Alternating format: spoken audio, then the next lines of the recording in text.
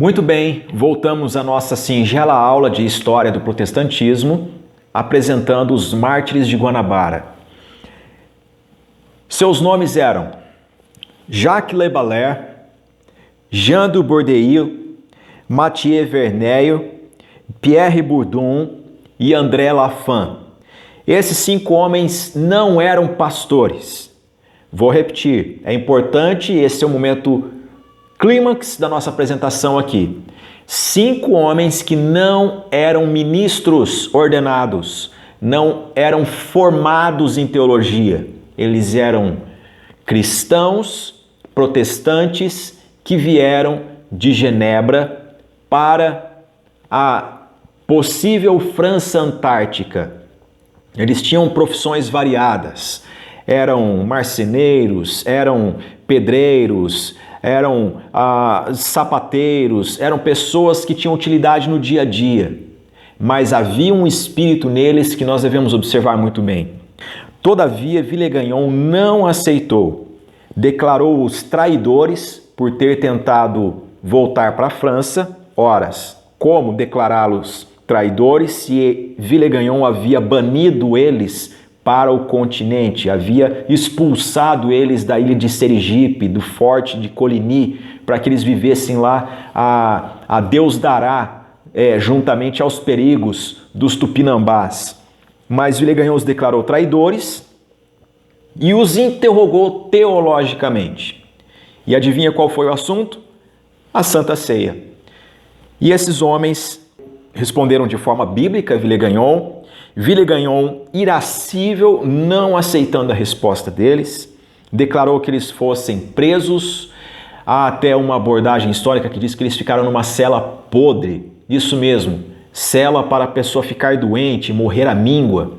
E Villegagnon deu a eles um prazo de 12 horas. Observe bem, eles tiveram um prazo de 12 horas para escrever a confissão de fé deles sobre os tópicos que Villegagnon havia interrogado.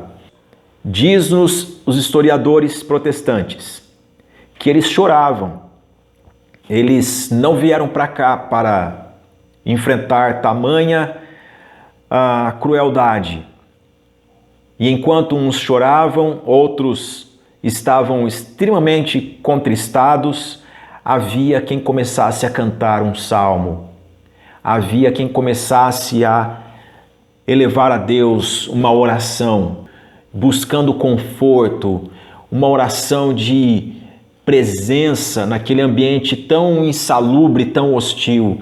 E eles se confortavam nessas 12 horas e eles escreveram a sua confissão de fé e assinaram todos embaixo. Mesmo sabendo que eles estavam assinando um atestado para a sua condenação, estes homens assim fizeram. Esse tratado de confissão de fé que estes homens simples fizeram, ele é organizado de tal forma que é conhecido não apenas como uma simples declaração às pressas de alguém que tem prazo para entregar, é nisso que eu creio nisso. Não. Eles fizeram topicalizado de tal forma que vão desarticulando heresias que penetraram a igreja desde lá do primeiro século até ali, o século 16º em que eles viviam. Tamanha era a profundidade bíblica e a dedicação de espírito de ter uma fé, uma confissão bíblica coerente com a Escritura, coerente com os ensinamentos de Jesus, coerente com os ensinos dos apóstolos.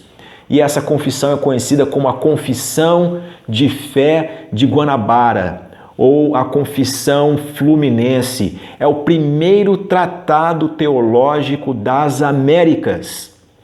Ele foi escrito aqui no Brasil, no Rio de Janeiro, na Baía de Guanabara, por estes 5 simples servos de Deus. Ao final, foi entregue a Nicolas Durand de Villegagnon. E ele, ao ler esse tratado, ficou extremamente enfurecido e condenou-os. Jean du Bordeille e Mathieu Verneio foram levados a um alto monte ali na Baía de Guanabara, foram desnucados ou malhados, a forma medieval de bater no crânio e deslocar o crânio do pescoço, e os seus corpos foram lançados ao mar.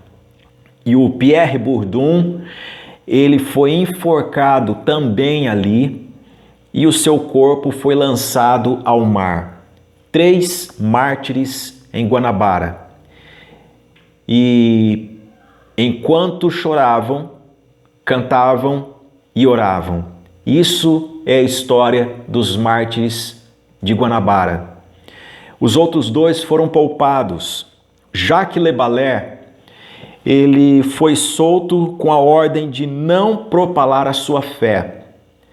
Todavia, ele saiu do Rio de Janeiro, desceu até São Vicente e trabalhava em casa e pregava o evangelho. Ele foi capturado pelos portugueses, ali ele foi condenado e diz-nos os historiadores, uma coisa que nem sempre a gente ouve por aí, mas a história assim nos apresenta, que a pessoa que viajou levando Jacques Le Ballet até o Tribunal da Inquisição e executou na praia foi o próprio padre José de Anchieta. José de Anchieta levou à Inquisição e o estrangulou na praia, diante de outros olhares. O outro protestante, André Lafan, foi solto por Villegagnon por ser o único alfaiate da colônia. Villegagnon, que era dado à moda, que andava com roupas exuberantes, e até Jean Delery dizia que, de acordo com a cor da roupa, sabia como estava o humor de Villegagnon. Ele poupou André Lafan por um motivo fútil como esse. O fim da França Antártica é chegado. Lembra do Jean Cointac, que levantou todo o problema em torno da Santa Ceia? Ele teve uma desavença com Villegagnon. Villegagnon o expulsou do espaço de Guanabara e ele fugiu e aliou-se aos portugueses aqui na região de São Vicente, em São Paulo, de Piratininga, de Santos, e ele deu todas as informações das fragilidades do forte de Villegagnon, do número de pessoas que havia com Villegagnon e até mesmo o status em que Villegagnon estava em relação à coroa francesa e em relação aos indígenas. E assim os portugueses atacaram a Baía de Guanabara, levando a fim o projeto da França Antártica, né? Villegagnon havia voltado pouco tempo antes para a Europa. Aliás, ele voltou porque Jean Delery, o sapateiro protestante, comunicou a João Calvino e a Gaspar de Coligny sobre os feitos de Villegagnon aqui no Brasil em relação à comunidade protestante, incentivou que as autoridades o chamasse Villegagnon para prestar contas. E ele teve ainda um tempo de serviços na França. Já Jean Delery, de sapateiro, ele estudou, serviu a Deus em Genebra e foi ordenado ao sagrado ministério pelo reformador João Calvino. O que essa história nos ensina?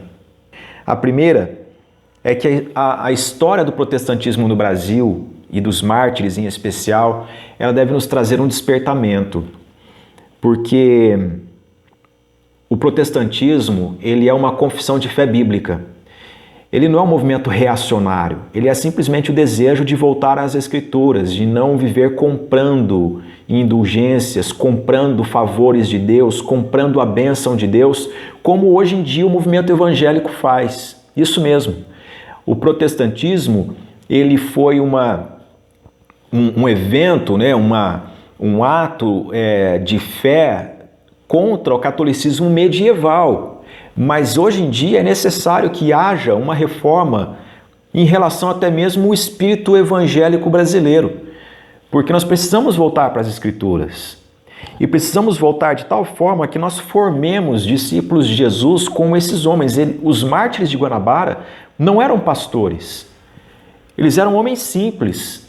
E a outra coisa que eu medito é: você escreveria o que glorifica a Deus? Aqueles homens estavam com a sentença decretada. Quem sabe Villegagnon não tenha proposto, renegue a fé, volte-se para tradições, enfim, qualquer coisa desse tipo. Mas eles não, eles se mantiveram fiéis à doutrina dos apóstolos. E a Baía de Guanabara histórica, ela está salpicada de sangue, de mártires que atravessaram o Atlântico, de pessoas que atravessaram o Atlântico, quem sabe até sorrindo ou até temerosos, mas com propósito de liberdade de culto. E nós muitas vezes temos dificuldade de atravessar a rua e apertar o interfone do nosso vizinho e oferecer a ele uma oração. Então esse vídeo tem esse propósito de despertar a tua consciência. Nós precisamos voltar para as Escrituras, nós precisamos ser cheios do Espírito Santo para ter relevância onde nós estamos. E por mais que os poderes deste mundo nos ameacem, nós precisamos ter uma vida que glorifique a Deus. Que Deus te abençoe e que te faça resplandecer onde você está. Em nome de Jesus.